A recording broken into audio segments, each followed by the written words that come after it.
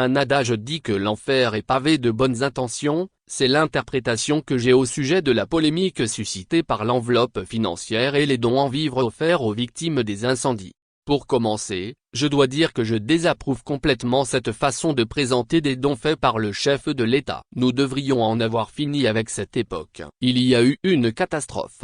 Le gouvernement s'est mobilisé et c'est la République qui doit être solidaire. Et pour le peu que je connaisse de notre président, ce n'est pas de ses habitudes de tirer ainsi le drap sur lui, mais il y a toujours des gens qui recherchent un avantage politique même dans des situations aussi dramatiques. C'est au gouvernement de se tenir aux côtés des victimes, même si c'est sur instruction du président. Ensuite, j'ai suivi sur les réseaux sociaux des réprobations. On aurait donné 25 000 F et 2 kilos de riz aux femmes, alors que beaucoup ont tout perdu. Et c'est là où la faiblesse de communication du gouvernement se reflète une fois encore. Depuis le début, je suis avec attention la conduite de ce dossier. Je sais par exemple que des sites, 2 au moins, ont été identifiés et sont en cours d'aménagement pour installer une partie des femmes, 1200 sur 6000, que des contacts avec les institutions de microfinance ont été organisés pour obtenir un moratoire sur les remboursements et que des pistes de préfinancement des commerçantes sont envisagées.